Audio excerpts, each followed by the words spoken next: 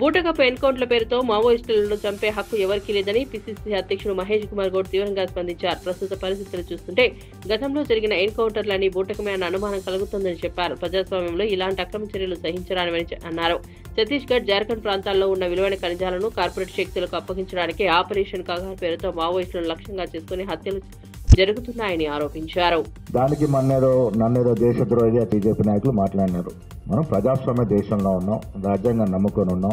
ముఖ్యంగా ఏళ్ల తరబడి ప్రజా జీవితంలో సర్వం కోల్పోయి ఇవాళ ప్రజా జీవన స్రవంతిలోకి వస్తామని బాహటంగా ప్రకటిస్తున్న వేళ వారికి అవకాశం ఇవ్వకుండా వారిని పట్టుకొని వారి ద్వారా మిగతా వారి సమాచారం సేకరించి వీరిని నిర్దాక్షిణ్యంగా చంపేస్తా ఉన్నారు. ఈ జరిగిన 3 ఎన్కౌంటర్లు కూడా చాలా అనుమానాలు ఉన్నాయి. ప్రజా సంఘాలు ఏ రకం కోరుతా ఉన్నాం, మేము కూడా అదే రకం కోరుతా ఉన్నాం. ఛత్తీస్గఢ్ లో కానీ జార్ఖండ్ లో ఉన్నటువంటి అపారమైన ఖనిజ సంపదని కొంత కార్పొరేట్ సెక్టర్ కి అప్పజెప్పే క్రమంలో ప్రజల తరఫున పోరాడుతున్నట్టు ఈ నక్సలైట్ ని ఎలిమినేట్ చేస్తే అది సునాయాసంగా ఆ కార్యక్రమం జరుపుకోవచ్చినట్టు ఒక దాగి ఉన్నటువంటి విషయం కోసం కేంద్ర ప్రభుత్వం ప్రయత్నం చేస్తా ఉంది.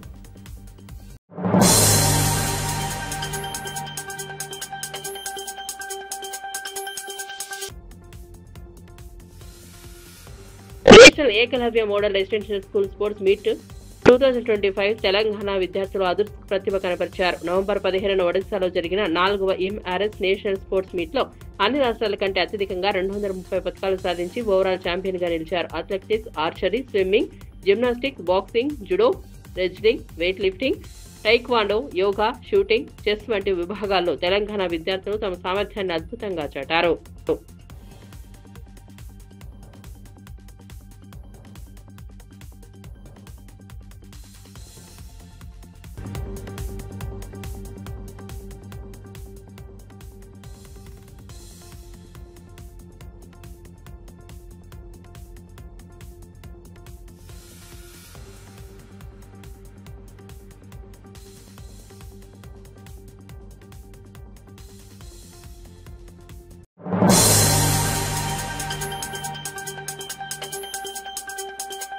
తిరుమల శ్రీవారి దర్శనార్థం రాష్ట్రపతి ద్రౌపది ముర్ము ఈ ఉదయం తిరుమలకు చేరుకున్నారు. ఆలయ మహాద్వారం వద్ద ఆమెను దేవాదాయ శాఖ మంత్రి Anam Ramanarayana Reddy, TTD chairman BR Naidu, EO Anil Kumar Singhal, అర్చక మండలి కలిసి సాంప్రదాయబద్ధంగా స్వాగతం పలికారు.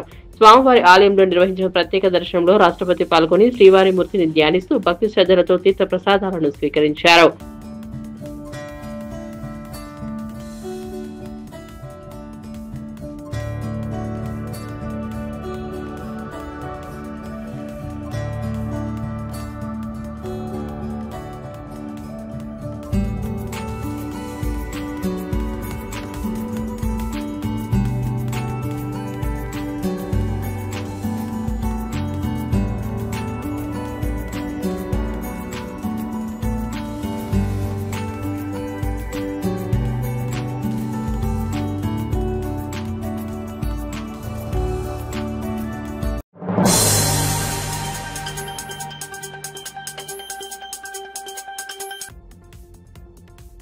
తిరుపతి తిరుమల దేవస్థానం నిధుల నిర్వహణపై వచ్చిన ఆరోపణలకు వైవి సుబ్బారెడ్డి స్పందించారు. పవిత్రమైన ఉన్నత స్థాయి ప్రసాద సేవల్లో అవినీతి చేసేందుకు తాను ఎప్పుడూ ప్రయత్నించలేదని స్పష్టం చేశారు. స్వామివారి విరాళాల రూపంలో వచ్చిన 1100 కోట్లను గత ప్రభుత్వం ఎస్ బ్యాంక్ అనే ప్రైవేట్ బ్యాంకులో ఉంచిన సమయంలో ఆ నిధులకు ఎలాంటి ప్రమాదం వాటిల్లకుండా వెంటనే చర్యలు తీసుకున్నామని చెప్పారు.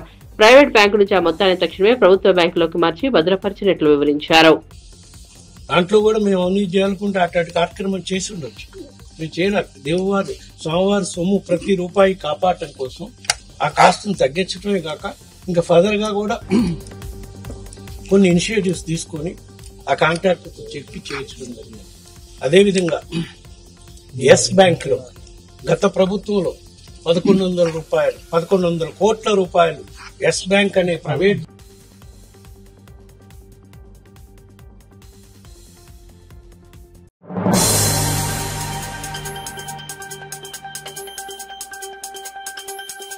ప్రధాని నరేంద్ర మోదీ దక్షిణాఫ్రికా పర్యటనకు బయలుదేరనున్నారు. 3 రోజుల పాటు జరగనున్న G20 శిఖరాగ్ర సదస్సులో భారత్ తరపున పాల్గొనున్నట్లు ప్రభుత్వ వర్గాలు తెలిపారు. భాగస్వామ్య దేశాల మధ్య ఆర్థిక అభివృద్ధి, వాణిజ్యం, భద్రత, సాంకేతిక అంశాలపై కీలక చర్చలు జరగనున్నాయి. గ్లోబల్ వేదికపై భారత్ పాత్రను మరింత బలోపేతం చేయడం ఈ పర్యటన ప్రధాన ఉద్దేశంగా చెప్పబడుతోంది. ఈసారి శిఖరాగ్ర సదస్సులో వాతావరణ మార్పులు, ఆహార భద్రత, ఎనర్జీ రంగం, అభివృద్ధి చెందిన దేశాలు మరియు అభివృద్ధి చెందుతున్న దేశాల మధ్య సమన్వయం వంటి కీలక అంశాలు చర్చకు రానున్నాయి. సభ్య దేశాల మధ్య సహకారం పెంచే అంశాలపై కూడా ప్రత్యేక సమావేశాలు జరగనున్నాయి.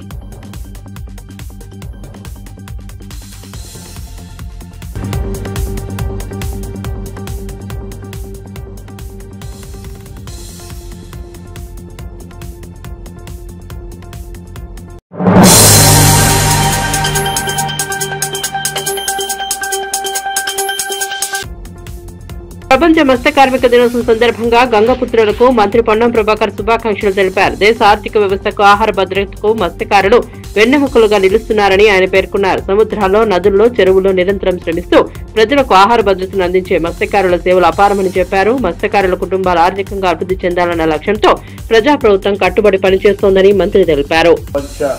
మత్స్య కార్మిక దినోత్సవం సందర్భంగా ఈ వృత్తిపై జీవిస్తున్నటువంటి గంగపుత్రులకు, బెస్తలకు, పూర్లకు, ముద్రాజులకు అందరికీ పేరు పేరున హృదయపూర్వక శుభాకాంక్షలు.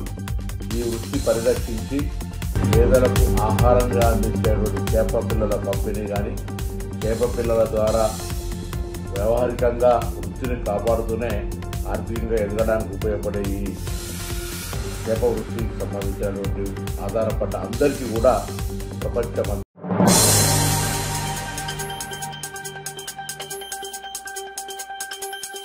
వేములవాడ నియోజకవర్గం చెందుర్తి మండలం మల్యాల గ్రామంలో ఇందిరమ్మ చీరల పంపిణీ కార్యక్రమం ఉత్సాహంగా జరిగింది. ఇందిరాగాంధీ జయంతి సందర్భంగా మహిళలకు చీరలు అందించేందుకు గ్రామ ప్రజలతో కలిసి ప్రత్యేక కార్యక్రమం ఏర్పాటు చేశారు.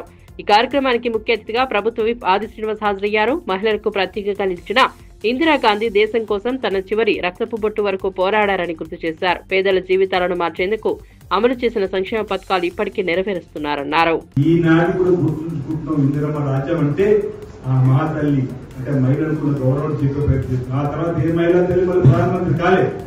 అంతటి మహాతల్లి, మహానాయకుల ఇందిరమ్మ పేరు మీద మనం అనేక కార్యక్రమాలు అమలు చేసుకుంటున్నాం.